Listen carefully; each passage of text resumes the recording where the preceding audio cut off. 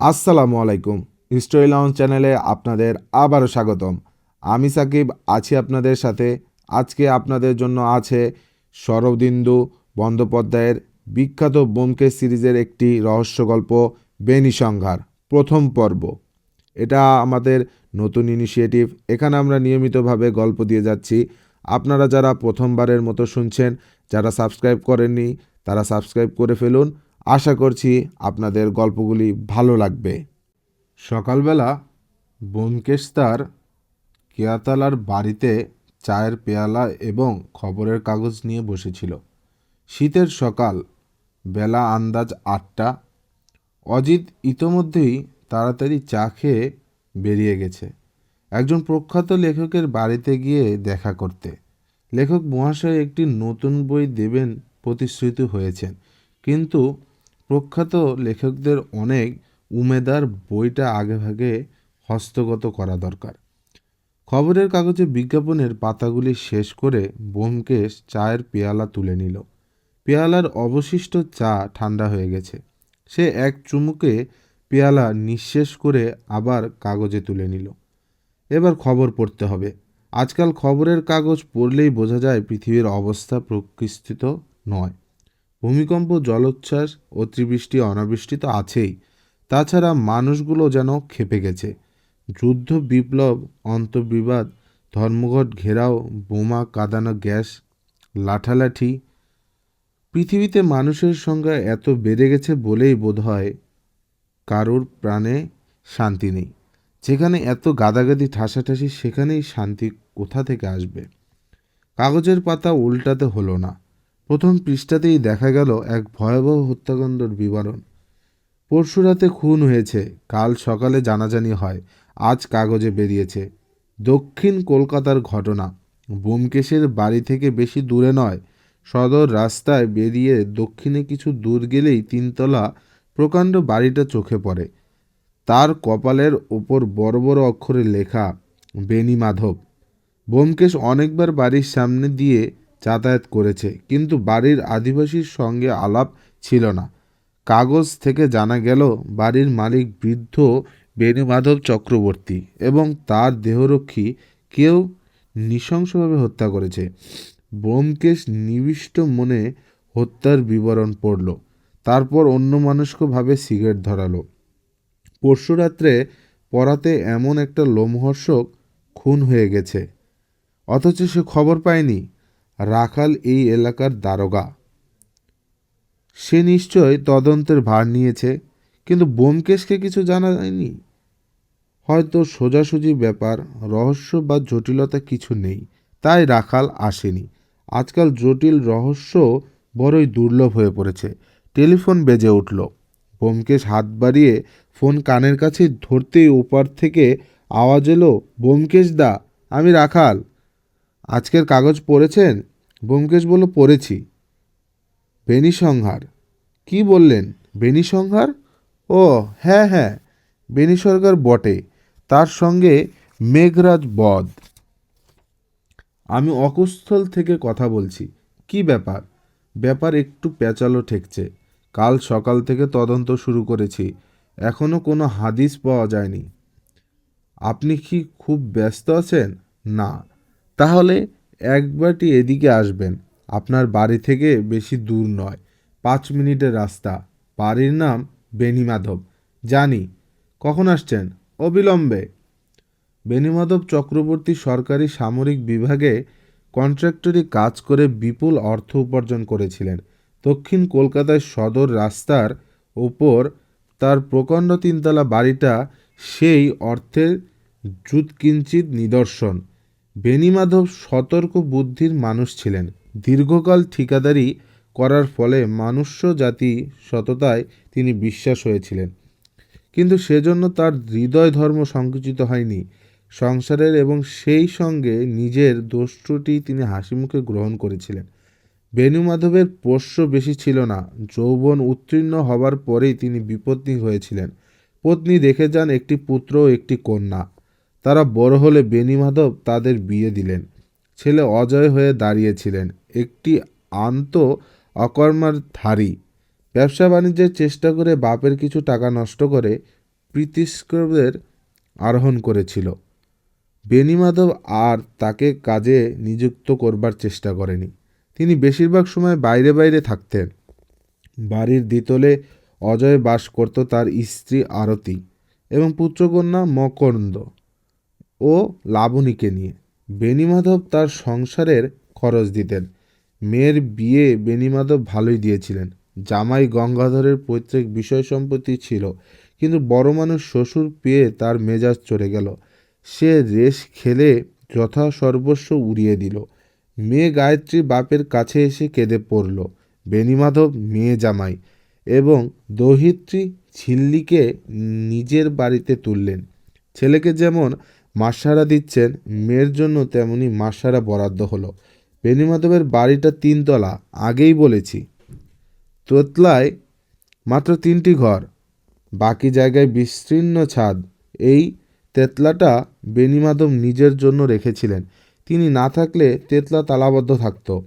দোতলায় 8টি ঘর, সামনে টানা বারান্দা। এই তলায় বেণীমাধব তার ছেলে অজয় ও মেয়ে গায়ত্রীকে পাশাপাশি থাকবার ব্যবস্থা করে দিয়েছিলেন। তাদের হাড়ি হেসেল অবশ্য আলাদা। দুই সংসারে মনের মিল ছিল না, কিন্তু প্রকাশ্যে ঝগড়া করবার সাহসও কারুর ছিল না। ছেলেমেয়ের প্রতি বেণীমাধবের স্নেহ ছিল, কিন্তু তিনি রাশভারী লোক ছিলেন, কড়া হাতে জানতেন। নিচের তলায় প্রকাণ্ড একটা হলঘর, বিলিতি আসবাব দিয়ে ড্রয়িং রুমের মতো সাজানো। মাঝখানে নিচু গোল টেবিল, তাকে ঘিরে 2টো সোফা এবং গোটা কয়েক গদি মোড়া ভারী চেয়ার। তাছাড়া আরও কয়েকটি কোঠা চেয়ার দেওয়ালের গায়ে সারি দিয়ে রাখা। কিন্তু ঘর বড় একটা ব্যবহার হয় না। কদাচিৎ কেউ দেখা করতে এলে অতিথিকে বসানো হয়। বাকি 5খানা ঘর আগম্ভোগ অজ্ঞাতদের জন্য নির্দিষ্ট থাকলেও অধিকাংশ সময় তালাবদ্ধ থাকত।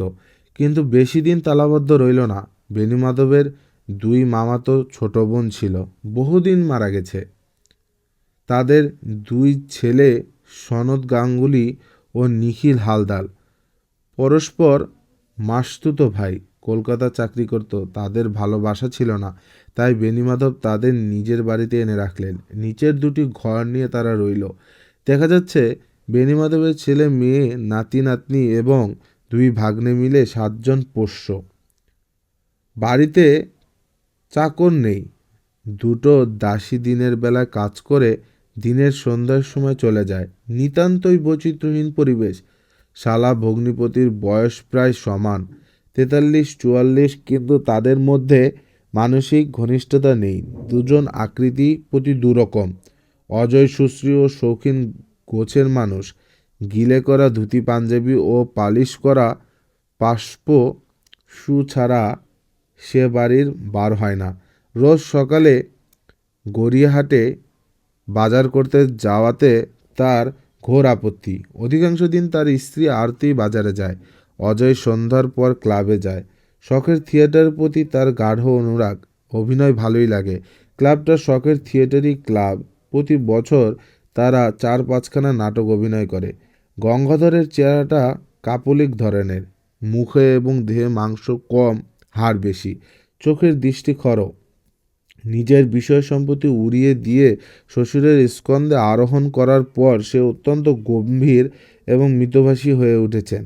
সারাদিন বাড়ির থেকে বেরোয় না। সন্ধ্যার পর লাঠি হাতে নিয়ে বেড়াতে বেরোয়। ঘণ্টা 3 পরে যখন ফিরে আসে, তখন তার মুখে থেকে ভুরু ভুরু করে মদের গন্ধ বের হয়। ননদ ভাজের মধ্যে প্রকাশ্য সদ্ভাব ছিল। যাওয়া আসা গল্পগুজব চলত, কিন্তু সুবিধা পেলে কেউ কাউকে চিমটি কাটতে ছাড়ত না। গায়ত্রী হয়তো পাশের ফ্ল্যাটে গিয়ে বলল, বৌদি আজ কী রান্না করলে? আরতি রান্নার ফর্দ দিয়ে বলতো, তুমি কি রাঁধলে ভাই? গায়ত্রী বলল, রান্না আর হলো কই, ভাতের ফ্যান গেলে মাংস চড়াতে গিয়ে দেখি গরম মশলা নেই। জানো তো তোমার নন্দাই শাক ভাত খেতে পারে না, ওর মাছ না হলে চলে না, কিন্তু রোজ মাংস চাই। তাই খোঁজ নিতে এলুম তোমার ভাড়ার গরম মশলা আছে কি না, নইলে আবার ঝিকে বাজারে পাঠাতে হবে। আরতি বলল, আছে বই কি, এই যে দিচ্ছি। গরম মশলা এনে দিয়ে আরতি হাসি মুখে বলল, নন্দাই মাংস ভালোবাসেন, তাতে দোষ নেই, কিন্তু ভাই ও জিনিসটা না খেলেই পারে। গায়ত্রীর দৃষ্টি অমনি কড়া হয়ে উঠলে, কোন জিনিস? আরতি ভালো মানুষ মতো মুখ করে বলল, তোমার দাদা বলেছিল সেদিন সন্ধ্যার পর নন্দায়ের মুখোমুখি দেখা হয়েছিল। তা নন্দায়ের মুখ থেকে ফক করে মদের গন্ধ বেরোলো। নন্দায়ের বোধহয় পুরনো অভ্যাস, ছাড়তে পারে না, কিন্তু কথাটা যদি বাবার কানে ওঠে। গায়ত্রীর কঠিন দৃষ্টি কুটিল হয়ে উঠল। সে মুখে একটা বাঁকা হাসি টেনে এনে বলল, বাবার কানে যদি কথা ওঠে তাহলে তোমারই তুলবে বৌদি, কিন্তু সেটা কি ভালো হবে? তোমার মেয়ের জন্য নাচের মাস্টার রেখেছ, তাতে দোষ নেই, কিন্তু লাবণী রাত দুপুর পর্যন্ত মাস্টারের সঙ্গে সিনেমা দেখে বাড়ি ফেরে, সেটা কি ভালো? লাবণী কচি খুকি নয়, যদি একটা কেলেঙ্কারি করে বসে তাতে কি বাবা খুশি হবেন? গায়ত্রী আঁচল ঘুরিয়ে চলে গেল। শিয়ানে শিয়ানে কোলাকুলি। লাবণী মেয়েটি দেখতে ভালো, ছিপছিপে লম্বা গড়ন, নাচের উপযোগী চেহারা, একটি চাপল প্রকৃতি। লেখাপড়া স্কুলের সীমানা পার হবার আগেই শেষ হয়েছে। নৃত্যকলা প্রতি তার দুরন্ত অনুরাগ। অজয় মেয়ের মনের প্রবণতা রেখে তার জন্য নাচের মাস্টার রেখেছিল। মাস্টারটি বয়সে তরুণ, সম্পন্ন ঘরের ছেলে, নাম পরাগ লাহা। সপ্তাহে দুদিন লাবণীকে নাচ শেখাতে আসতো। বাপ মায়ের চোখের সামনে লাবণী নাচের মহিলা দিত। কদাচিৎ পরাগ বলতো, একটা নাচ গানের বিলেতি ছবি এসেছে, দুটো টিকিট কিনেছি, রাত্রির শোতে লাবণীকে নিয়ে যাব, ছবিটা দেখলেও অনেক কিছু শিখতে পারবে। গোড়ার দিকে আরতি রাজি হতো না। পরাগ বলতো, থাক, আমি অন্য কোনো ছাত্রীকে নিয়ে যাব। ক্রমে আপত্তি শিথিল হয়ে আসে। লাবণী পরাগের সঙ্গে ছবি দেখতে চায়। দুপুর রাত্রে পরাগ লাবণীকে বাড়ি পৌঁছে দেয়। কালধর্মে সবই গা সাওয়া হয়ে যায়। লাবণীর দাদা মকরন্দ কলেজে পড়ে, কিন্তু পড়ার নামমাত্র। কলেজে নাম লেখানো আছে এই পর্যন্ত। তার মনের দিগন্ত জুড়ে আছে রাজনৈতিক দলাদলি। দলগত প্রয়োজনে যদি কলেজে যাওয়ার প্রয়োজন হয় তবেই কলেজে যায়। তার চেহারা ভালো, কিন্তু মুখে চোখে একটা উগ্র ক্ষুধিত অসন্তোষ। সে বাড়িতে বেশি থাকে না, বাড়ির সঙ্গে কেবল খাওয়া আর শোয়ার সম্পর্ক। মাঝে মাঝে আরতির সংসার খরচের টাকা অদৃশ্য হয়ে হয়। আরতি বুঝতে পারে কে টাকা নিয়েছে, কিন্তু অশান্তির ভয়ে চুপ করে থাকে। মকরন্দ তার থিয়েটারে বিলাসী বাপকে বিদ্বেষ করে। অজয় ছেলে চলাচল পছন্দ করে না। দুজনে পরস্পরকে এড়িয়ে চলে। মকরন্দ যেন তার বাপ মায়ের সংসারে অবাঞ্ছিত অতিথি। পাশের ফ্ল্যাটে সংসার ছোট, কেবল একটি মেয়ে ঝিল্লি। ঝিল্লি লাবণীর সমবয়সী। লাবণীর মতো সুন্দরী নয়, কিন্তু পড়াশোনায় ভালো। চাপা প্রকৃতির মেয়ে, কলেজে ভর্তি হয়েছে, নিয়মিত কলেজে যায়, লেখাপড়া করে, অবসর পেলে মাকে সংসারের কাজে সাহায্য করে। তার শান্ত মুখে দেখে মনের খবর পাওয়া যায় না। এই গেল দোতলার মোটামুটি খবর। নিচতলার দুটি ঘরের সনদ আর নিখিল থাকে। সনদের বয়স 30-এর উপর, নিখিলের 30-এর নিচে। চেহারার দিক থেকে দুজনেই সুপুরুষ বলা চলে, কিন্তু চরিত্র সম্পূর্ণ আলাদা। সনদ প্রীতচিত্ত ও মিতবাক বিবেচনা না করে কথা বলে না। নিখিলের মুখে খই ফোটে, সে চটুল ও রঙ্গপ্রিয়। দুজনেই সাংবাদিকের কাজ করে। সনদ প্রেস ফটোগ্রাফার। ফোটে, সে চটুল, রঙ্গপ্রিয়। নিখিল খবরের কাগজের সংবাদ সম্পাদন বিভাগে নিম্নতর নিউজ এডিটর এ কাজ করে। সে নিশাচর প্রাণী। দেবতা ঘুমালে আমাদের দিন, দেবতা জাগিলে মোদের বাতি। ঋষ্যশৃঙ্গকে যারা প্রলুব্ধ করেছিল তাদের সমগোত্রীয়। এরা কেউ বিয়ে করেনি। নিখিলের বিয়ে না করার কারণ, সে উপার্জন করে, তাতে সংসার পাতা চলে না। কিন্তু সনতের সেরকম কোনো কারণ নেই।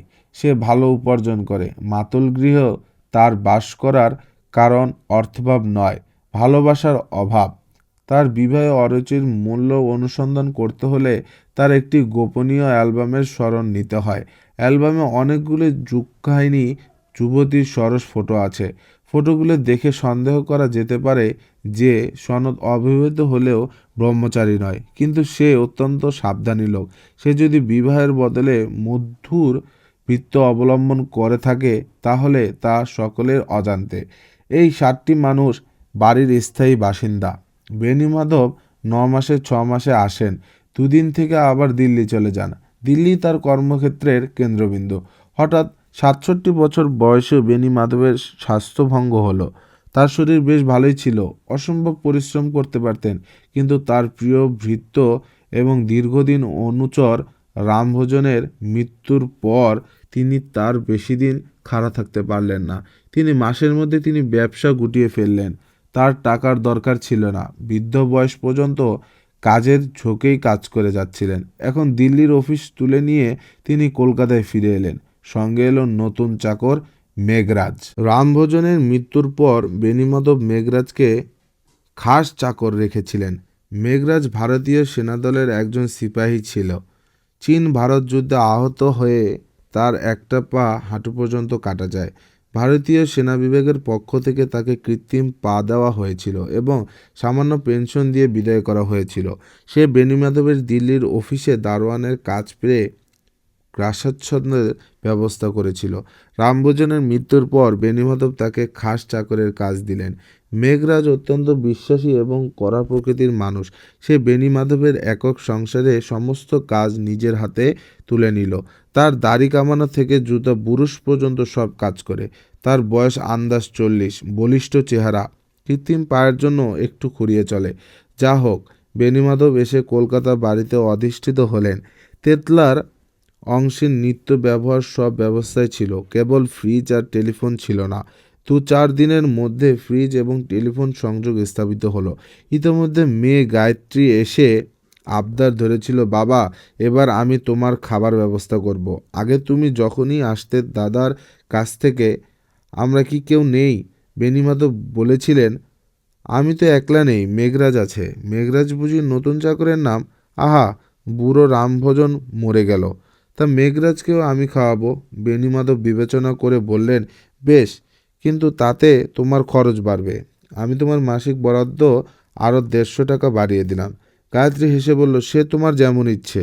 তার বোধহয় মনে মনে এই মতলবই ছিল। সে মাসে 750 টাকা পেত, এখন 900 টাকায় দাঁড়ালো। কলকাতায় এসেই বেণীমাধব তার পুরনো বন্ধু ডাক্তার অবিনাশ সেনকে ডেকে পাঠিয়েছিলেন। ডাক্তার অবিনাশ সেন নামকরা ডাক্তার, বয়সে বেণীমাধবের চেয়ে কয়েক বছরের ছোট। তিনি একদিন বেণীমাধবকে নিজের ক্লিনিকে নিয়ে গিয়ে পুঙ্খানুপুঙ্খানুরূপে স্বাস্থ্য পরীক্ষা করলেন। এক্স-রে, ইসিজি প্রভৃতি যান্ত্রিক পরীক্ষা হলো। তারপর ডাক্তার সেন বললেন, দেখুন, আপনার শরীরে সিরিয়াস কোনো ব্যাধি নেই। যা হয়েছে তা হলো বার্ধক্যের স্বাভাবিক সর্বাঙ্গীন অপেক্ষায়। আমি আপনাকে ওষুধ বিশুদ্ধে কিছু দেব না, কেবল শরীরের গ্রন্থিগুলোকে তাজা করা রাখার চেষ্টা করব। মাসে একটা ইঞ্জেকশন দেব। আসলে আপনি বয়সের তুলনায় বড় বেশি পরিশ্রম করেছিলেন। এখন থেকে পরিপূর্ণ বিশ্রাম, বই পড়ুন, রেডিও শুনুন, রোজ বিকেলে একটু বেড়ান। এখন অনেক দিন বাঁচবেন। বেণীমাধবের ইঞ্জেকশন নিয়ে সানন্দে বাড়ি ফিরে এলেন। তারপর দিন কাটতে লাগলো। গায়ত্রী নিজের হাতে থালা সাজিয়ে এনে বাপকে খাইয়ে যায়। অন্য সকালে আসা যাওয়া মকবন্ধ করে একটা আসে না, এলেও 2 মিনিট থেকে চলে যায়। নাতনিরা থাকে, বেণীমাধবের সঙ্গে গল্প করে। ঝিল্লি পড়াশোনায় ভালো জেনে বৃদ্ধ সুখী হন। লাবণী নাচ শিখছে শুনেও তিনি অপ্রীতি হন না। তিনি বয়সে প্রবীণ হলেও প্রাচীনপন্থী নন। সব মেয়েই যখন নাচছে, তখন তার নাতনি নাচবে না কেন? দিন 20-25 কাটবার পর হঠাৎ একদিন বেণীমাধবের শরীর খারাপ করলো। উদারময় পেটের যন্ত্রণা। ডাক্তার সেন এলেন, পরীক্ষা করে বললেন, খাওয়ার অত্যাচার হয়েছে, খাওয়া সম্বন্ধে ধরা বাঁধার মধ্যে থাকতে হবে। বাড়ির সকলেই উপস্থিত হয়েছিল। গায়ত্রী শুকনো মুখে বলল, কিন্তু ডাক্তারবাবু, আমি তো বাবাকে এমন কিছু খেতে দেইনি যাতে ওর শরীর খারাপ হতে পারে। ডাক্তার কোনো কথা বললেন না, ওষুধের প্রেসক্রিপশন ও পথের নির্দেশ দিয়ে উঠে দাঁড়ালেন। কেমন থাকেন আমি টেলিফোন করে খবর নেব। ডাক্তার চলে যাবার পর বেণীমাধব আরতির পানে চেয়ে বললেন, বৌমা, আমার পথ্য তৈরি করার তার তোমার ওপর রইল। আরতির বিজয় উল্লাস চেপে বলল, হ্যাঁ বাবা। 3-4 দিনের মধ্যে বেণীমাধব সেরে উঠলেন। তার পেটে ধাতস্থ হলো। পথ্য ছেড়ে তিনি স্বাভাবিক খাদ্য খেতে লাগলেন। আরতি তার জন্যে রান্না করে চলল। কিন্তু বেণীমাধবের মন শান্ত নয়। চিরদিন নানা লোকের সঙ্গে নানান কাজে তিনি কাটিয়েছেন। এখন তার জীবন বৈচিত্র্যহীন। সকালে মেঘরাজ তার দাড়ি কামিয়ে দেয়। তিনি স্নানাদি করে চা খেয়ে খবরের কাগজ নিয়ে বসেন। তাতে ঘণ্টাখানেক কাটে। তারপর রেডিও চালিয়ে খানিকক্ষণ গান শোনেন। গান বেশিক্ষণ ভালো লাগে না। রেডিও বন্ধ করে বই এবং সাময়িক পত্রিকার পাতা উল্টান। একদিন কলকাতার পুরনো বন্ধুদের কথা মনে পড়ে যায়। টেলিফোন ডিরেক্টরি খুঁজে তাদের নাম বার করেন। টেলিফোন করে কাউকে পান না, কাউকে পান। কিছুক্ষণ পুরনো কালের গল্প হয়। 11টার পর আরতি ভাতের থালা নিয়ে আসে। আহারে পর তিনি ঘণ্টাখানেক বিছানায় শুয়ে দিবানিদ্রা কাটান। বিকেলবেলা ঝিল্লি কিংবা লাবণী আসে। তাদের সঙ্গে খানিক গল্প করেন। লাবণীকে বলেন, কেমন নাচতে শিখেছিস দেখা। লাবণী বলে, আমি এখনো ভালো শিখিনি দাদু, ভালো শিখলে তোমাকে দেখাবো। বেণীমাধব বলেন, তোর মাস্টার ভালো শেখাতে পারে? লাবণী গদগদ হয়ে বলেন, খুব ভালো শেখাতে পারে, এত ভালো যে লজ্জা পেয়ে সে অর্থপদে থেমে যায়। বেণীমাধব প্রশ্ন করলেন, কত বয়স মাস্টারের? তা কি জানি, হবে 26-27। যাই, মা ডাকছে। লাবণী তাড়াতাড়ি চলে যায়। সূর্যাস্তের পর বেণীমাধব খোলা ছাদে অনেকক্ষণ পায়চারি করেন। ইচ্ছা হয় রবীন্দ্র সরোবরে গিয়ে লোকজনের মধ্যে খানিক বেরিয়ে আসেন, কিন্তু 3তলার সিঁড়ি ভাঙা তার পক্ষে কষ্টকর। তাই ছাদ বেরিয়ে তার ব্যায়াম সম্পন্ন হয়। রাত্রি 9টার সময় আহার সমাপন করে তিনি শয়ন করেন। এই তার দিনচর্যা। মেঘরাজ হামেহাল তার কাছে হাজির থাকে, কখনো ঘরের মধ্যে, কখনো দোরের বাইরে। তিনি শয়ন করলে মেঘরাজ নিচে গিয়ে আহার সেরে আসে। বেণীমাধবের দরজা বেজিয়ে দিয়ে দরজার বাইরে আগর হয়ে বিছনা পেতে শোয়। এইভাবে দিন কাটছে। একদিন এক অধ্যাপক বন্ধুকে টেলিফোন করে বেণীমাধবের মুখ গম্ভীর হলো।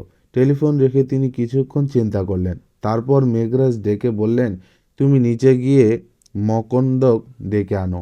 কয়েক মিনিট পর মকরন্দ এসে দাঁড়ালো। চাকরের মুখে তলব পেয়ে সে খুশি হয়নি। অপ্রসন্ন মুখে প্রশ্ন নিয়ে পিতামহের মুখের পানে চাইল। বেণীমাধব কিছুক্ষণ তার উস্কো খুস্কো চেহারার পানে তাকিয়ে রইলেন। এরপর জিজ্ঞেস করলেন, তুমি কলেজে ঢুকেছ, লেখাপড়া কেমন হচ্ছে? মকরন্দর মুখ ভ্রুটি গভীর হলো। হচ্ছে একরকম। বেণীমাধব বললেন, শুনলাম তুমি ক্লাস যাও না, দল পাকিয়ে পলিটিক্স করে বেড়াও। একথা সত্যি? উদ্ধত স্বরে মকরন্দ বলল, কে বলেছে? বেণীমাধব কড়া সুরে বললেন, কে বলেছে সে কোথায় তোমার জানার দরকার নেই। কথাটা সত্যি কিনা? হ্যাঁ সত্যি। মকরন্দ চোখ লাল করে ঠাকুরদার পানে চেয়ে রইল। বটে। বেণীমাধবের চোখেও রাগের ফুলকি ছিটকে পড়ল। তুমি বেয়াদবি করতে শিখেছ মেঘরাজ। মেঘরাজ দোরের বাইরে ছিল, ঘরে ঢুকলো। বেণীমাধব আঙ্গুল দেখিয়ে বললেন, এই ছোড়ার কান ধরে গালে একটা থাবড়া মারো, তারপর ঘাড় ধরে বের করে দাও। মেঘরাজ সিপাহী ছিল, সে হুকুমের চাকর। যথারীতি মকরন্দের কান ধরে গালে চর মারল। মকরন্দের মনে যতই ধৃষ্টতা যাক, মেঘরাজের সঙ্গে হাতাহাতি করবার সাহস বা দৈহিক শক্তি তার নেই। সে ধাক্কা খেতে খেতে ঘর থেকে বেরিয়ে গেল। কথাটা আর চাপা রইল না। অজয় আর আরতি ছুটে এসে বেণীমাধবের কাছে ক্ষমা চাইল। বেণীমাধব গম্ভীর হয়ে রইলেন।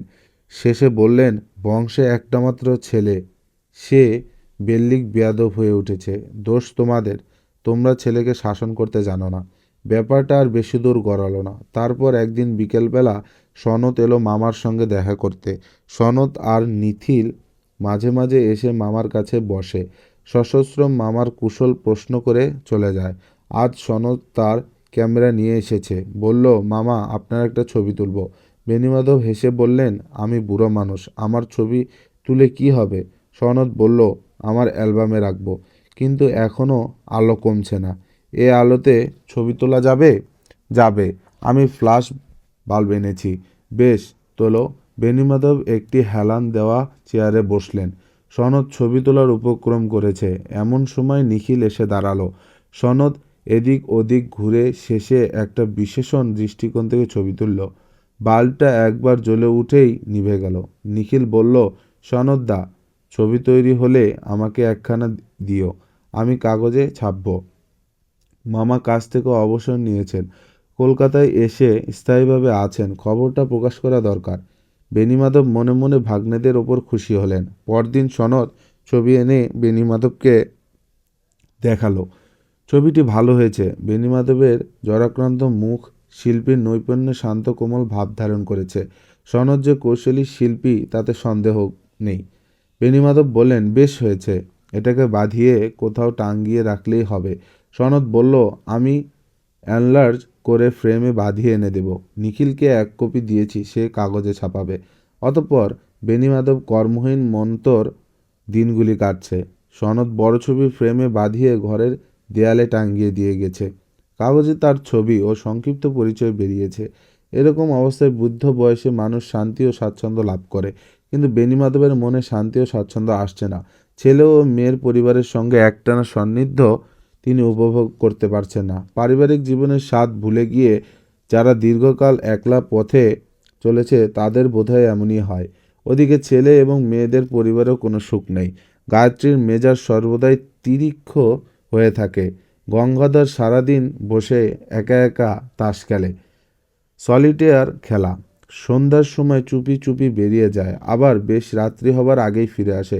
অজয় ক্লাবে গিয়ে অনেক রাত্রি পর্যন্ত আড্ডা জমাতে কিংবা রিহার্সেল দিত।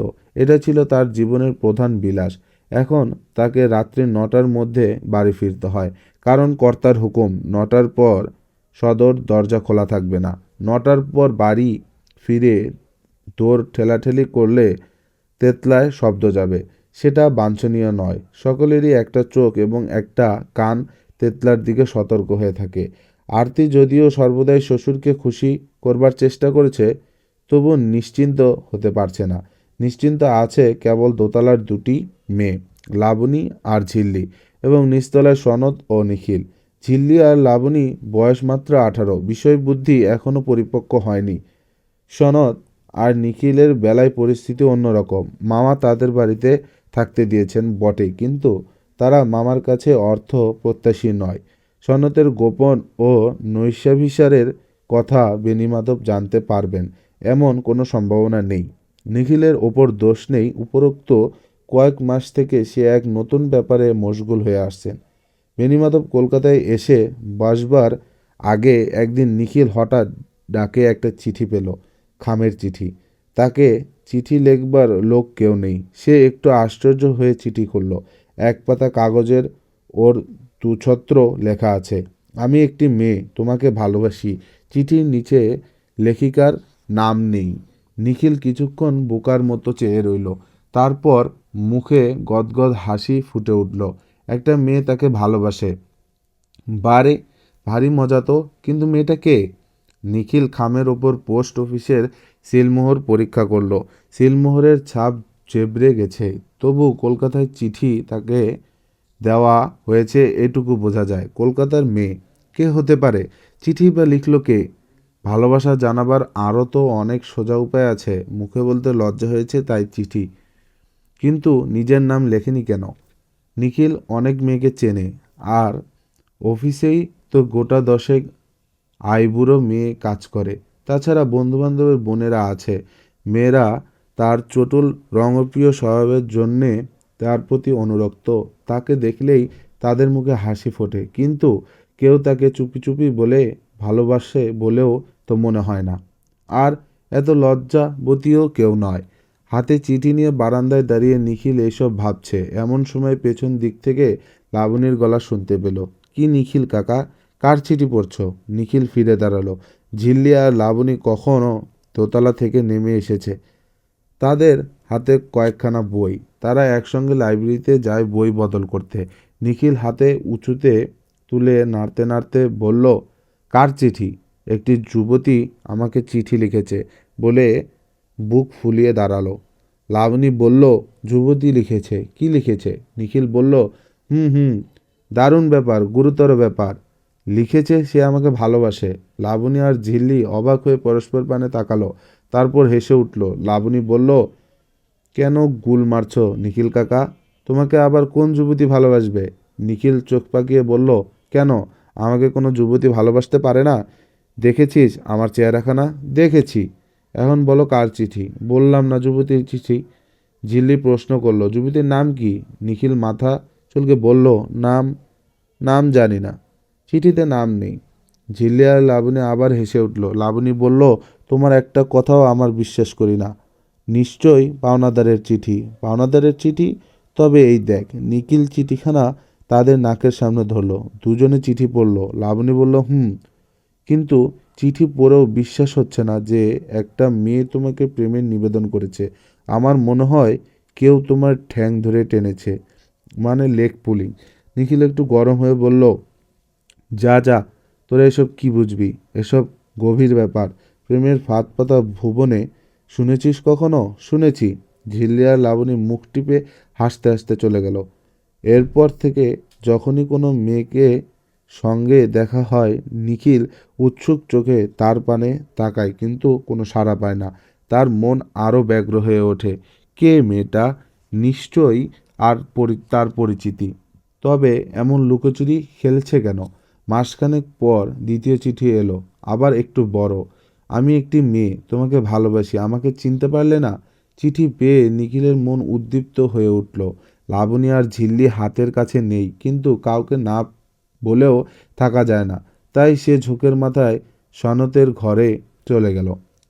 সনতের ঘরটি বেশ বড়। এই একটি ঘরের মধ্যে তার একক জীবনের সমস্ত প্রয়োজনীয় সামগ্রী সঞ্চিত আছে। একপাশে খাটের ওপর পুরু গদির বিছানা পাতা, খাটের সিতানের কাঠের ওপর বিচিত্র জাফরির কারুকার্য। ঘরের অন্য পাশে জানালার সামনে দেরাজযুক্ত টেবিল, তার ওপর ফটোগ্রাফির নানা সরঞ্জাম সাজানো। তিনি হাতে তোলা ক্যামেরা, তার মধ্যে একটি সিনে ক্যামেরা। ঘরে একটি আয়নার কভারযুক্ত আলমারিও আছে। ঘরটি ছিমছাম ফিটফাট। দেখে বোঝা যায় সনদ গোছালো এবং শৌখিন মানুষ। নিখিল যখন ঘরে ঢুকলো, তখন সনদ টেবিলের সামনে চেয়ারে বসে একটা ক্যামেরার যন্ত্রপাতি খুলে পরীক্ষা করছিল। যখন তুলে চেয়ে অবাক কাজে মন দিল। নিখিল গম্ভীর মুখে বলল, সনদদা, গুরুতর ব্যাপার। সনদ একবার চাকতি চোখ তুলল, বলল, তোমার জীবনে গুরুতর ব্যাপার কি ঘটতে পারে? তামাশা হয়েছে। নিখিল বলল, তামাশা নয়, একটা মেয়ে আমার প্রেমে পড়েছে। এবার সনদ বেশ কিছুক্ষণ চেয়ে রইল, শেষে বলল, তামাশা নয়, দেখছি তোমার মাথার ব্যারাম হয়েছে। বাংলাদেশে এমন মেয়ে নেই যে তোমার প্রেমে পড়বে। নিখিল বলল, বিশ্বাস হচ্ছে না। এই দেখো চিঠি। মাসখানেক আগে আরেকটা পেয়েছি। চিঠি নিয়ে সনদ একবার চোখ বুলিয়ে ফেরত দিল। প্রশ্ন করল, মেয়েটাকে চেনো না? না, সেই তো হয়েছে মুশকিল। সনদ একটু চুপ করে রইল, তারপর বলল, বুঝেছি, তোমার চেনাশোনার মধ্যে কোনো কালো কুৎসিত মেয়ে আছে। নিখিল হেসে বলল, বেশিরভাগই কালো কুৎসিত সনদদা। সনদ বলল, তাহলে ওই কালো কুৎসিত মেয়েদের মধ্যেই একজন বেনামি চিঠি লিখে রহস্য সৃষ্টি করেছে, তোমাকে তাতাবার চেষ্টা করেছে। তোমার ঘটে যদি বুদ্ধি থাকে ওদের এড়িয়ে চলবে, কিন্তু এড়িয়ে চলার ক্ষমতা নিখিলের নেই। তাছাড়া কালো কুৎসিত মেয়ে প্রতি তার বিরাগ নেই। তার বিশ্বাস কালো কুৎসিত মেয়েরা ভালো বউ হয়। সে চতুর্গণ আগ্রহ আনামাস প্রেমিকাকে খুঁজতে বেড়াতে লাগলো। তারপর বেণীমাধব এলেন। বাড়ির আবহাওয়া বদলে গেল, কিন্তু নিখিলের কাছে নিয়মিত চিঠি আসতে লাগলো। তৃতীয় চিঠিতে লেখা হয়েছে, আমি তোমাকে ভালোবাসি, আমাকে চিনতে পারলে না? আমি কিন্তু সুন্দর মেয়ে নই। নিখিল ভাবল, সনদদা ঠিক ধরেছে, কিন্তু সে দমল না। তার জীবনে এক অভাবিত রোম্যান্স এসেছে, এক তুচ্ছ করার সাধ্য তার নেই। ওদিক বেণীমাধব হপ্তা তিনেক পুত্রবধূ হাতে রান্না খেয়ে বেশ ভালোই রইলেন। তারপর একদা গভীর রাত্রে ওর ঘুম ভেঙে গেল। পেটে দারুণ যন্ত্রণা।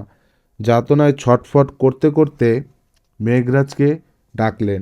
বেণীমাধব দু হাতে পেট চেপে ধরে বসেছিলেন। বললেন, মেঘরাজ, শিগগিরই ডাক্তার সেনকে ফোন কর, বলো আমি পেটের যন্ত্রণায় মরে যাচ্ছি। এখনই যেন আসেন। মেঘরাজ ফোন করলো। আধ ঘন্টার মধ্যে ডাক্তার সেন এলেন। জিজ্ঞাসাবাদ করে চিকিৎসা আরম্ভ করলেন। পেটের প্রদাহ কিন্তু সহজে উপশম হলো না। রাত্রি 5টা পর্যন্ত ধস্তাধস্তির পর ব্যথা শান্ত হলো। বেণীমাধব নির্জীব দেহে বিছানায় শুয়ে বিস্ফোরিত চোখে ডাক্তারের পানে চাইলেন। ডাক্তার, কেন এমন হলো বলতে পারো? ডাক্তার গম্ভীর মুখে ক্ষণেক চুপ মেরে রইলেন। তারপর অনিচ্ছাভাবে বললেন, নিঃসংশয়ে বলা শক্ত, অ্যালার্জি হতে পারে, শুল ব্যথা হতে পারে, কিংবা কিংবা কিংবা বিয়ের ক্রিয়া। আমি বলি কি, আপনি কিছুদিন আমার নার্সিং হোমে থাকবেন, চলুন। চিকিৎসা পথে দুই হবে। বেণুমাধবের কিন্তু নার্সিং হোমে বিশ্বাস নেই। তার ধারণা, যারা একবার নার্সিং হোমে ঢুকেছে তারা আর ফিরে আসবে না। তিনি যথাসম্ভব দৃঢ়স্বরে বললেন, না ডাক্তার, আমি বাড়িতেই থাকবো। ডাক্তার উঠলেন, আচ্ছা এখন চলি। যদি আবার কোনো গণ্ডগোল হয় তৎক্ষণাৎ খবর দেবেন। কাল আর পরশু স্রেফ দই খেয়ে থাকবেন। মেঘরাজ ডাক্তারের সঙ্গে নিচ পর্যন্ত গিয়ে সদর দরজা খুলে দিই।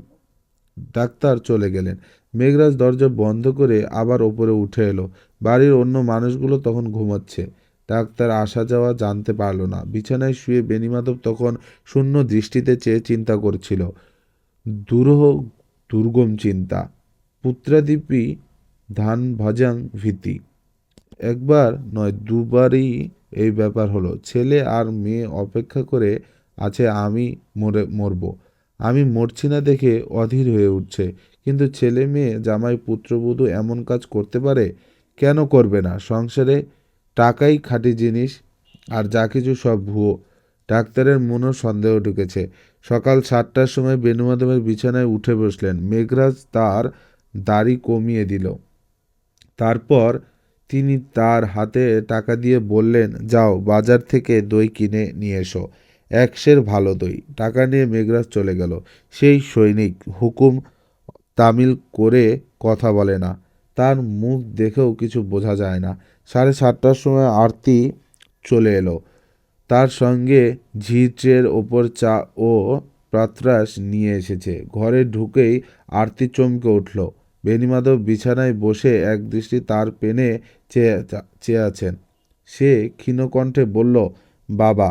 বেণীমাধব ধীরে স্বরে বললেন, বৌমা, খাবার ফিরিয়ে নিয়ে যাও।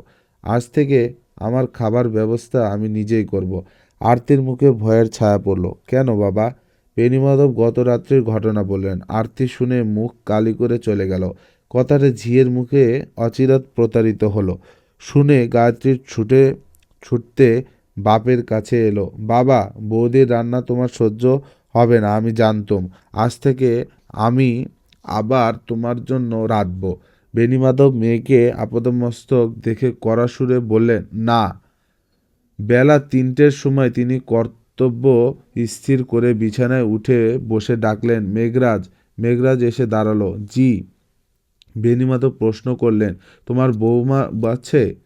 মেঘরাজ ভ্রু তুলে খানিক চেয়ে রইল, যেন প্রশ্নের তাৎপর্য বোঝবার চেষ্টা করছে। জি আছে। ছেলেপুলে? জি না। স্ত্রী নিশ্চয়ই রসুই করতে জানে? জি জানে। বেশ, এখন আমার প্রস্তাবে শোনো। তুমি দেশে গিয়ে তোমার ঔরতকে নিয়ে এসো। নিচের তলায় খালি ঘর আছে, তার একটাতে তোমরা থাকবে।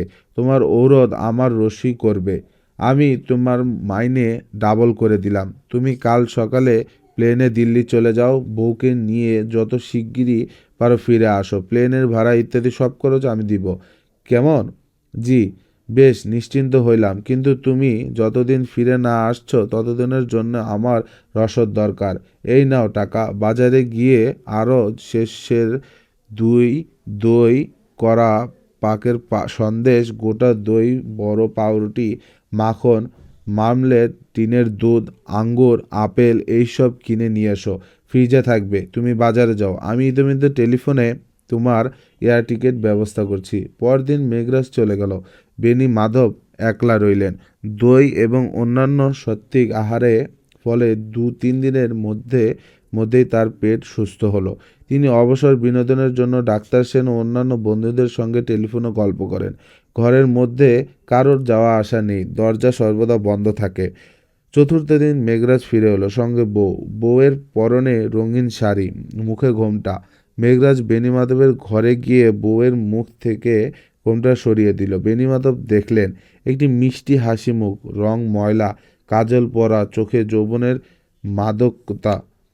মেঘরাজের অনুপাতে বয়স অনেক কম, 20-22-এর বেশি নয়। বউ দুহাত দিয়ে বেণীমাধবের পা ছুঁয়ে নিজের মাথায় ঠেকালো। বেণীমাধব প্রসন্ন হয়ে বললেন, বেশ বেশ, কি নাম তোমার? বউ বলল, মেদিনী।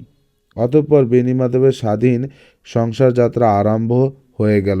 নিজের তলায় কোণের একটা ঘর মেঘরাজ ও মেদিনীর বাসস্থান নির্দিষ্ট হলো। তেতলায় একটা ঘর রান্নাঘরে পরিণত হয়েছে। বাসনকোসন এসেছে। সকালবেলা মেদিনী নিচের ঘর থেকে ওপরে উঠে এসে বেণীমাধবের চা টোস্ট তৈরি করে দেয়। ইতিমধ্যে মেঘরাজ গড়িয়াহাট থেকে বাজার করে আনে। রান্না আরম্ভ হয়। 3 জনের রান্না। খাওয়া দাওয়া শেষ হলে মেদিনী নিচে নিজের ঘরে চলে যায়। মেঘরাজ ওপারে পাহারায় থাকে। বিকেলবেলা থেকে আবার চা ও রান্নার পর্ব আরম্ভ হয়। রাত্রি 8টার সময় সকলের নৈরাশ শেষ হলে মেদিনী রাত্রির মতো নিচে চলে যায়। বেণীমাধব তুষ্ট মনে শয্যা আশ্রয় করেন। মেঘরাজ দরজা ভিজিয়ে দিয়ে দরজার সামনে নিজের বিছানা পাতে। এই হলো তাদের দিনচর্চা। মেদিনীর দুপুরবেলা কোনো কাজ নেই। সেই অবসরে সে বাড়ির অন্য সকলের সঙ্গে পরিচিত হয়েছে। সকলেই তার প্রতি আকৃষ্ট, বিশেষত পুরুষেরা। তার আচরণে শালীনতা আছে, সংকোচ নেই। তার কথায় সরসতা আছে, প্রগল্ভতা নেই। সকলেই তার কাছে স্বাচ্ছন্দ্যের অনুভব করে। সে আসার পর থেকে বাড়িতে যেন নতুন সজীবতা দেখা দিয়েছে। গায়ত্রী এবং আরতির মন আগে থাকতে মেদিনী প্রতি বিমুখ ছিল, কিন্তু ক্রমশ তাদের বিমুখতা অনেকটা দূর হয়েছে। কেবল মকরন্দ মেদিনীর সম্বন্ধে সম্পূর্ণ অচেতন। মেদিনীর যখন অবসর, মকরন্দ তখন বাড়িতে থাকে না। বাড়িতে আস্তে আস্তে সহজ ভাব ফিরে এলো। বেণীমাধব এখন নিজেকে অনেকটা নিরাপদ বোধ করছেন। তবু তার মনের ওপর যে ধাক্কা লেগেছে তার জের এখনো কাটেনি। গম্ভীর রাত্রে তার ঘুম ভেঙে যায়। অন্ধকারে শুয়ে শুয়ে তিনি ভাবেন, আমার নিজের ছেলে, নিজের মেয়ে আমার মৃত্যু কামনা করে। এ কি সম্ভব? না, আমার অলীক সন্দেহ। অনেকক্ষণ জেগে থেকে তিনি নিঃশব্দে বিছানায় ছেড়ে ওঠেন। নিঃশব্দ ভেজানো দরজা একটু ফাঁক করে দেখেন বাইরে মেঘরাজ দরজা আগলে ঘুমাচ্ছে। আশ্বস্ত মনে তিনি বিছানায় ফিরে যান। মেদিনী আসার পর আরেকটা সুবিধা হয়েছে। কলকাতার রেওয়াজ মান অনুযায়ী সদর দরজা সব সময় বন্ধ থাকে, কেবল যাতায়াতের সময় খোলা হয়। আগে বাইরে থেকে কেউ এলে দৌড় ঠেলাঠেলি হাঁকাহাঁকি করতে হয়তো, এখন তা করতে হয় না। মেদিনী ঘর সদর দরজা ঠিক পাশেই। রাত্রিবেলা বাইরে থেকে কেউ দরজায় টোকা দিলেই মেদিনী এসে দরজা খুলে দেয়। মহাকবি কালিদাস লিখেছেন, হ্রদের প্রসন্ন উপরিভাগ দেখে বোঝা যায় না তার গভীর তলদেশে হিংস্র জলজন্তু ঘুরে বেড়াচ্ছে। মাসখানেক কাটালো। ইতিমধ্যে বাড়িতে ছোটখাটো কয়েকটা ঘটনা ঘটেছিল যা উল্লেখযোগ্য। নিখিল আবার অদৃশ্য নায়িকার চিঠি পেয়েছে। আমি তোমাকে ভালোবাসি, তুমি হাসতে জানো। আমাদের বাড়িতে কেউ হাসে না, তুমি আমাকে বিয়ে করবে?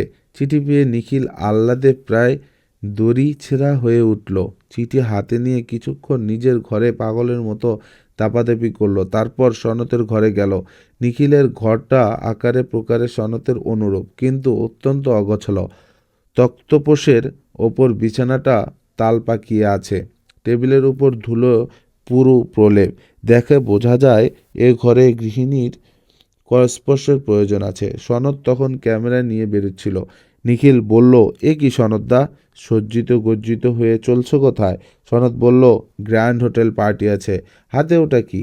নিখিল চিঠি তুলে ধরে বলল, আবার চিঠি পেয়েছি, পড়ে দেখো। এ মেয়ে কালো কুৎসিত হোক, কানা খোরা হোক, একেই আমি বিয়ে করব।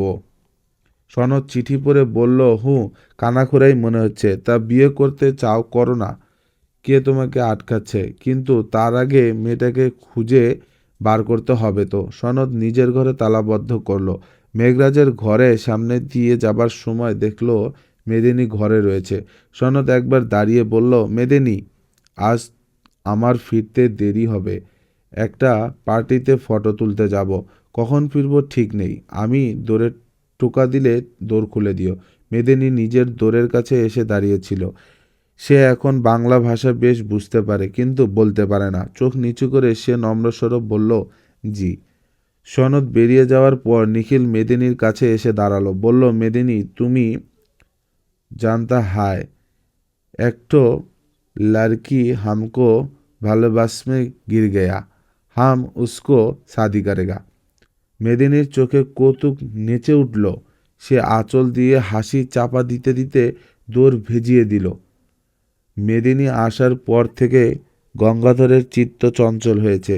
বয়সটা খারাপ, যৌবন বিদায় নেবার আগে মরণ কামড় দিয়ে যাচ্ছে। গঙ্গাধর যখন বিকেলবেলা বাইরে যায় তখন মেদিনীর দোরের দিকে তাকাতে তাকাতে যায়। কদাচ মেদিনীর সঙ্গে চোখাচোখি হলে চোখ সরিয়ে নেয় না, এক দৃষ্টিতে চেয়ে থাকে। মেদিনী চৌকাঠে ঠেস দিয়ে চোখ নিচু করে তার দৃষ্টিপ্রসাদ গ্রহণ করে। পুরুষের লুব্ধ দৃষ্টিতে সে অভ্যস্ত। অজয়ের ভাবভঙ্গি একটু অন্যরকম। সে যেন মেদিনীকে দেখে বাৎসল্য স্নেহ অনুভব করে, তার সঙ্গে পাটিচাটি গল্প করে, তার দেশের খবর নেয়। মেদিনী সরলভাবে কথা বলে, মনে মনে হাসে। মকরন্দ প্রথম দিকে কিছুদিন মেদিনীকে দেখেনি। একবার ৩-৪ দিন সে বাড়ি ফিরল না।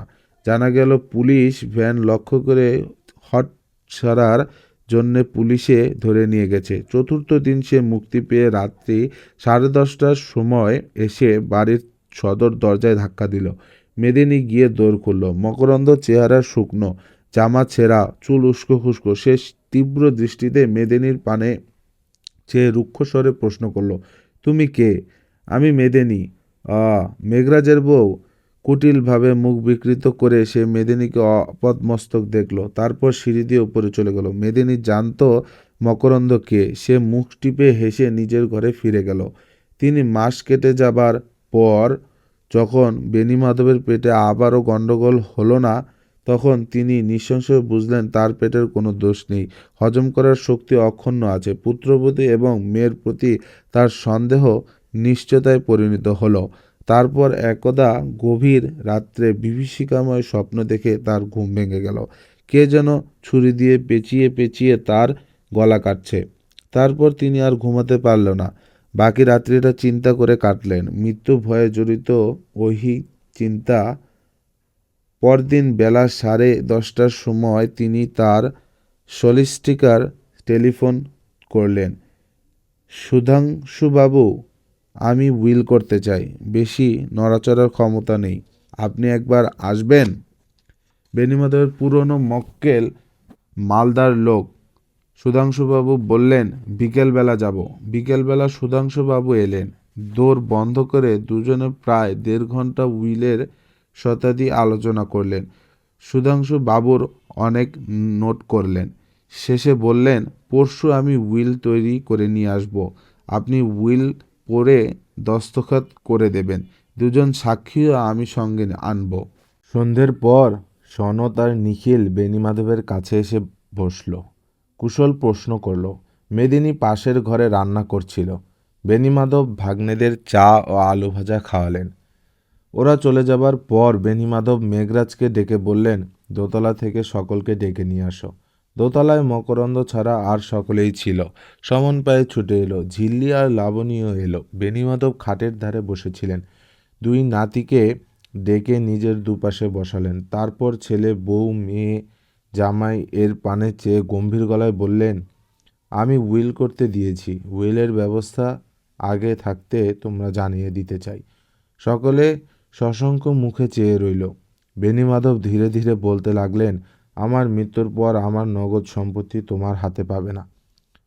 অ্যানুইটির ব্যবস্থা করেছি। তোমরা এখন যেমন মাসহারা পাচ্ছ তেমনই পাবে। কোনো অবস্থাতেই যাতে তোমাদের অর্থকষ্ট না হয় সেদিকে দৃষ্টি রেখে মশহারা টাকার অঙ্ক ধার্য করেছি। বাড়িটা যতদিন তোমরা বেঁচে থাকবে ততদিন সমান ভাগে ভাগ করে ভোগ করবে, বিক্রি করতে পারবে না। 4 জনের মুখ অন্ধকার করে দাঁড়িয়ে রইল। বেণীমাধবের 2 নাতনির কাঁধে কাঁধ রেখে বললেন, ঝিল্লি আর লাবণীর জন্য আমি আগে থেকেই মেয়াদি বীমা করে রেখেছি। 21 বছর বয়স পূর্ণ হলে ওরা প্রত্যেকে 50,000 টাকা পাবে। তাছাড়া আমি ঠিক করেছি ওদের বিয়ে দিয়ে যাব। তোমাদের মেয়ের বিয়ের ভাবনা ভাবতে হবে না। লাবণীর জন্য একটি ভালো পাত্র আছে। ছেলেটি মিলিটারি লেফটেন্যান্ট। ঝিল্লির জন্য মনের মতো পাত্র এখনো পায়নি। পেলেই একসঙ্গে দুজনের বিয়ে দেব।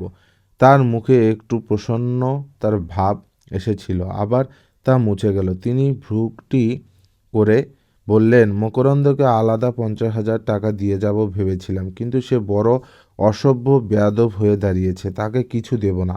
বেণুমাধব চুপ করলেন। তার শ্রোতারাও চুপ করে রইল। কারোর মুখে কোনো কথা নেই। শেষে গঙ্গাধর একটু কেশে অস্পষ্টভাবে বলল, আপনার সম্পত্তি আপনি যেমন ইচ্ছে ব্যবস্থা করুন, আমাদের বলবার কিছু নাই। তবে টাকার দর আজ একরকম কাল একরকম। গায়ত্রী স্বামীর কথায় বাধা দিয়ে ভারী গলায় বলল, বাবা তুমি যা দেবে তাই মাথা পেতে নেব। উইল কি সই হয়ে গেছে?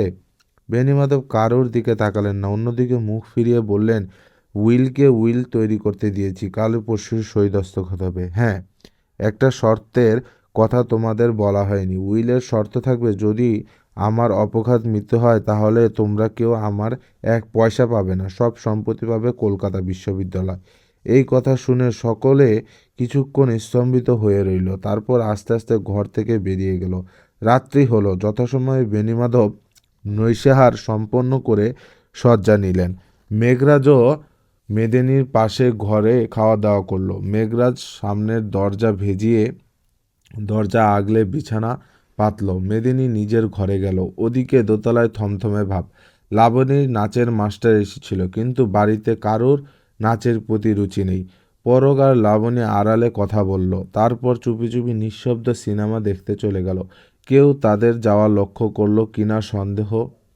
নিখিল সন্দেহের পরেই কাজ চলে গিয়েছে। সে নিশাচর মানুষ, সারা রাত কাজ করে, সকালবেলা ফিরে আসে। রাত্রি আন্দাজ 9টার সময় সনদ ক্যামেরা নিয়ে বেরুলো। মেদিনীর দোরের সামনে দাঁড়িয়ে বলল, মেদিনী, আমি বর্ধমান যাচ্ছি, কাল সকাল সেখানে একটা নাচ গানের মজলিস আছে, কাল বিকালের দিকে কোনো সময় ফিরব। আমার জন্য আজ রাত্রে তোমাকে দোর খুলতে হবে না। বলে একটু হাসলো। মেদিনী ক্ষণকাল আর চোখে চোখ রেখে বলল, জি। সনদ চলে গেল। প্রায় সঙ্গে সঙ্গে বাইরের থেকে মকরন্দ এলো। মেদিনীকে কড়া সুরে বলল, দোর বন্ধ করে দাও। রাত্রে কেউ যদি বাইরে থেকে এসে আমার খোঁজ করে, বলবে আমি বাড়ি নেই। উত্তরের অপেক্ষা না করে সে ওপরে চলে গেল। মেদিনী সদর দরজায় খিল লাগালো। তারপর বাড়ির ওপর রাত্রির রহস্যময় জবনিকা নেমে এলো। পরদিন ভোরবেলা মেদিনীর দরজা খুলতে দিয়ে দেখল কবাট ভেজানো আছে, কিন্তু খিল খোলা। সে ভুরু কুঁচকে একটু ভাবল, তারপর কবাট একটু ফাঁক করলো। বাইরে নিখিল দেখা গেল। সে কাজ করে শেষে করে ফিরছে। মেদিনীর সঙ্গে চোখাচোখি হতেই সে হেসে বলল, তোমরা কাম শুরু হইয়া হামারা কাম শেষ হুয়া, এবার ঘুমায়েগা। নিখিল নিজের ঘরে চলে গেল। মেদিনী দরজা ফাঁক করে রাখলো, কারণ দোতলায় ঝি কাজ করতে আসবে। তারপর সে কর্তার চা তৈরি করার জন্যে সিঁড়ি ভেঙে তেতলায় চলল। মিনিট খানেক কাটতে কাটতে 3তলা থেকে স্ত্রীকণ্ঠে তীব্র আর্তনাদ এলো। তারপর ধপ করে শব্দ। নিখিল তার ঘরের গায়ের জামা খুলে গেঞ্জি খোলবার উপক্রম করেছিল। তীব্র চিৎকার শুনে সে অবস্থায় উপরে ছুটল। দোতলা থেকে সকলে বেরিয়ে এসেছিল। সকলে প্রায় একসঙ্গে তেতলায় গিয়ে পৌঁছল। তারপর বেণীমাধব দোরের সামনে ভয়াবহ দৃশ্য থেকে থমকে দাঁড়িয়ে পড়ল। মেঘরাজ বিছানার উপর ঊর্ধ্বমুখে পড়ে আছে, তার গলায় একদিক থেকে ওদিক পর্যন্ত কাটা। বালিশ এবং বিছানার ওপর পুরু হয়ে রক্ত জমেছে। মেদিনী তার পায়ের দিকে অজ্ঞান হয়ে লুটিয়ে পড়েছে। কিছুক্ষণ কারোর মুখ দিয়ে কথা সরল না। তারপর নিখিল চেঁচিয়ে উঠল, মামা, মামা, বেঁচে আছেন তো? গায়ত্রী, আরতি এবং ঝিল্লি কেঁদে উঠল। অজয় এবং গঙ্গাধর মূর্তির মতো দাঁড়িয়ে রইল। কারোর যেন নড়বার শক্তি নেই। নিখিল তখন মেঘরাজকে ডিঙ্গিয়ে বন্ধ ধরে ঠেলা দিল। দোর খুলে গেল। খোলা দোর দিয়ে দেখা গেল বেণীমাধব খাটের ওপর শুয়ে আছেন। তার গলার নিচে গাঢ় রক্তের চাপ জমা হয়ে আছে। মেঘরাজকে যেভাবে যে অস্ত্র দিয়ে গলা কাটা হয়েছে, বেণীমাধব ঠিক সেইভাবে সেই অস্ত্র দিয়ে হত্যা করা হয়েছে। কান্নার এক কলরোল উঠল। নিখিল ক্ষণিকের জন্য জড়বৎ দাঁড়িয়ে থেকে ঘরের মধ্যে ছুটে গিয়ে টেলিফোন তুলে নিল। প্রথমে নিজের সংবাদপত্র অফিসে ফোন করলো, তারপর থানায় ফোন করলো। ব্যোমকেশ ঘটনাস্থলে পৌঁছে দেখল সদর দরজায় পুলিশ পাহারা। কনস্টেবল ব্যোমকেশকে দেখে স্যালুট করলো, বলল, ইন্সপেক্টর সাহেব নিচের তলায় বসবার ঘরে আছেন। প্রশস্ত ড্রয়িং রুমে ইন্সপেক্টর রাখাল সরকার এবং দুজন সাব ইন্সপেক্টর উপস্থিত ছিলেন। মধ্য টেবিল ঘিরে একটা ফাইল নিয়ে আলোচনা হচ্ছিল। ব্যোমকেশ প্রবেশ করতেই রাখালবাবু তার কাছে এসে দাঁড়ালেন। কারণ হেসে বললেন, জড়িয়ে পড়েছি ব্যোমকেশ দা। বেনিসংজ্ঞার নামটা আপনি ঠিকই দিয়েছেন। বেনিসংজ্ঞার শব্দের আসল মনে শুনছি খেপা বাঁধা। মেয়েরা প্রথমে চুলের বিনুনি করে, তারপর বিনুনি জড়িয়ে খোপা বাঁধে। এ ব্যাপারেও অনেকটা সেই রকম। এমন জটিল কুটিল আর রাঁধুনি যে বেনিসংজ্ঞার উন্মোচন করা দুষ্কর হয়ে দাঁড়িয়েছেন। খুনের মোটিভ পরিষ্কার বোঝা যাচ্ছে। সন্দেহভাজন লোকের সংখ্যাও 5 জনের মধ্যে সীমাবদ্ধ। তবু ঠিক কোন লোকটি এ কাজ করছে তা ধরা যাচ্ছে না। এসো বসা যাক। দুজনে দুটো চেয়ারে ঘেঁষাঘেঁষি হয়ে বসলেন। এবার বলো, রাখালবাবু কাল থেকে যেসব তথ্য সংগ্রহ করেছিলেন তার মধ্যে ব্যোমকেশকে শোনালেন। প্রশ্নোত্তরের ভিতর দিয়েও কয়েকটি তথ্য প্রকাশ পেল। ব্যোমকেশ বলল, মোটিভ কি? বুড়োর আঘাত টাকা। ছেলে এবং মেয়েকে মাসারা দিত, কিন্তু তাতে তাদের মন উঠত না। ডাক্তার অবিনাশ যেন সন্দেহ করেন মেয়ে এবং পুত্রবধূ বিষাক্ত খাবার খাইয়ে বুড়োকে মারবার চেষ্টা করছিল। তা যদি হয় তাহলে ছেলে এবং জামাইয়ের মধ্যে সর আছে। যা দিনকাল পড়েছে কিছুই অসম্ভব নয়। মেঘরাজকে মারবার উদ্দেশ্য কি? মেঘরাজ রাত্রে বেণীমাধবের দোরের সামনে বিছানা পেতে শুতো। দোর ভজানো থাকতো যাতে বেণীমাধব ডাকলে সে ঘরে ঢুকতে পারে। সুতরাং তাকে বধ না করা ঘরে ঢোকা যায় না। তাকে ডিঙ্গিয়ে ঘরে ঢুকতে গেলে সে জেগে উঠবে। তাই তাকে আগে মারা দরকার ছিল। মরণাস্ত্রটা পাওয়া যায়নি। না, তবে ময়নাতদন্ত থেকে জানা গেছে যে অস্ত্রটা খুব ধারালো ছিল। একই অস্ত্র দিয়ে দুজনকে মেরেছে। অস্ত্রের এক টানে গলা 2 ফাঁক হয়ে গেছে। হত্যার সময়টা জানা গেছে স্থূলভাবে রাত্রি 12টা থেকে 3টার মধ্যে। সন্দেহজনক 5 জন কারা? অজয় ও তার স্ত্রী আরতি, গায়ত্রী ও তার স্বামী গঙ্গাধর এবং অজয়ের ছেলে মকরন্দ। মকরন্দকে মেঘরাজ একদিন বেণীমাধবের হুকুমে চড় মেরেছিল। ঝিল্লিকে বাদ দেওয়া যায়, সে ছেলে মানুষ, তার কোনো মোটিভ নেই। মকরন্দ ছেলেটা কি করে? পলিটিক্সের হুজুগ করে। কলেজে নাম লেখানো আছে এই পর্যন্ত। সে রাত্রে আন্দাজ 9টার সময় বাড়িতে এসেছিল। তারপর রাত্রে কখন বেরিয়ে গেছে তা কেউ জানে না। সেই যে পালিয়েছে আর বাড়ি ফিরে আসেনি। তার নাম হুলিয়া জারি করেছি। বাড়িতে এখন কে কে আছে? অজয়, আরতি, গঙ্গাধর, গায়ত্রী, ঝিল্লি, নিখিল, রায়, সনদ, গাঙ্গুলি আর মেঘরাজের বিধবা মেদিনী। অজয়ের মেয়ে লাবণী, সে রাত্রে তার নাচের মাস্টারের সঙ্গে সিনেমা দেখতে গিয়েছিল, আর ফিরে আসেনি। নিখিল আর সনদ রাত্রে কাজে বেরিয়েছিল, তারা একদিন পরে ফিরে এসেছে। যারা বাড়িতে আছে তাদের বাইরে যাওয়া বন্ধ করে দিয়েছি। সকলের আঙ্গুলের ছাপ নিয়েছে নিশ্চয়ই? তা নিয়েছি। খানা তল্লাশ করে কিছু পেলে? সন্দেহজনক কিছু পেয়নি। বেশ, এবার জবানবন্দির নথিটা দেখি। এই যে। রাখালবাবু টেবিল থেকে ফাইল তুলে নিয়ে ব্যোমকেশকে দিলেন। এই সময় সদর দরজাটায় কনস্টেবল এসে জানালো যে সলিসিটার সুধাংশু বাগচি নামে এক ভদ্রলোক দেখা করতে চান। রাখালবাবু বললেন, নিয়ে এসো।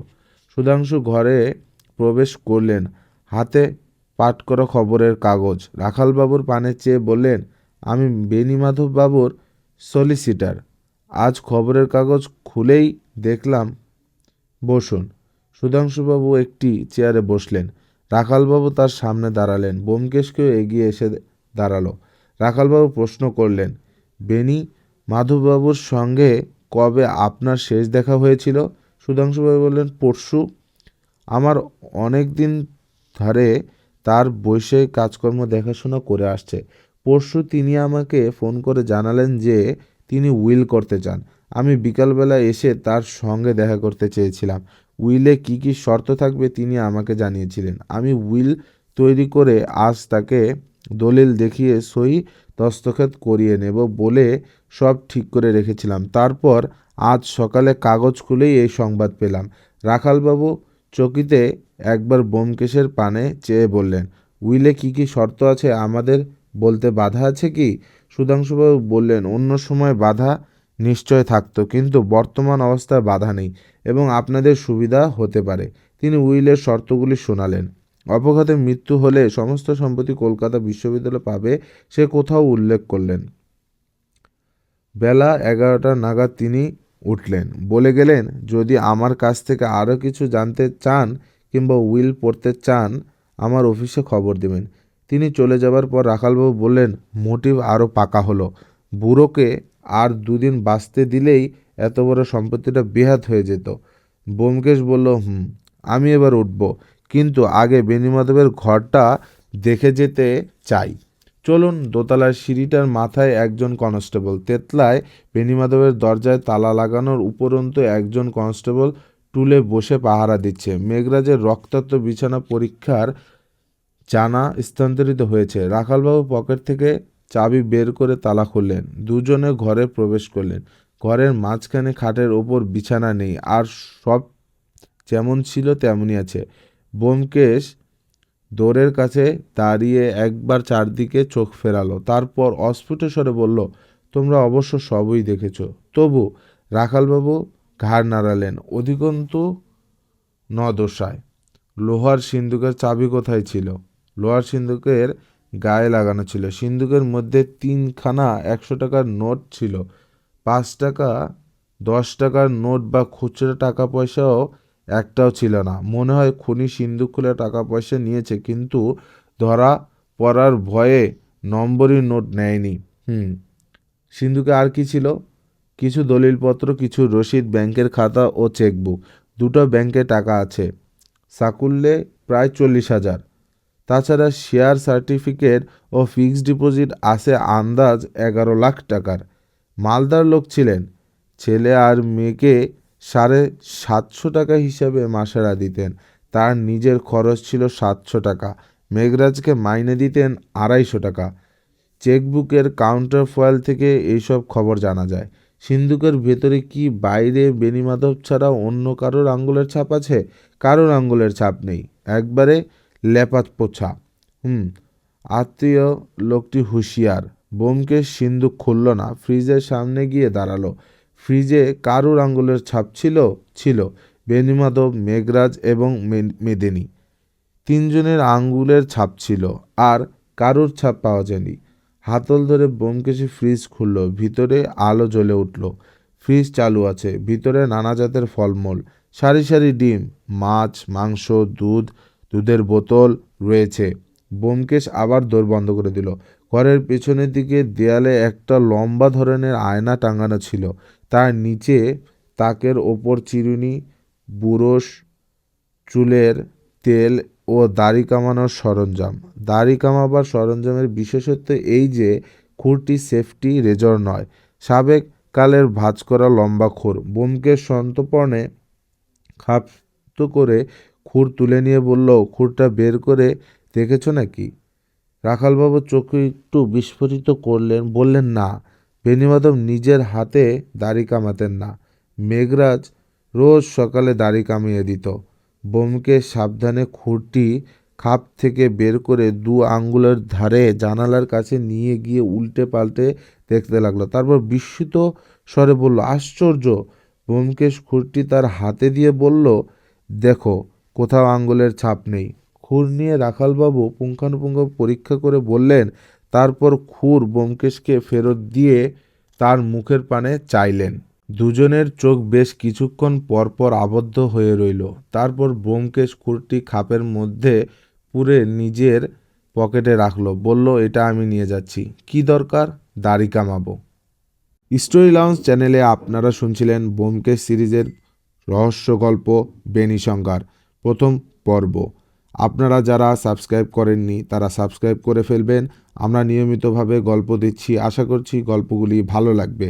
আপনারা বেশি বেশি করে বই পড়বেন, আশেপাশের মানুষজনকে ভালো রাখবেন, নিজে ভালো থাকার চেষ্টা করবেন। ধন্যবাদ সবাইকে। আল্লাহ হাফেজ।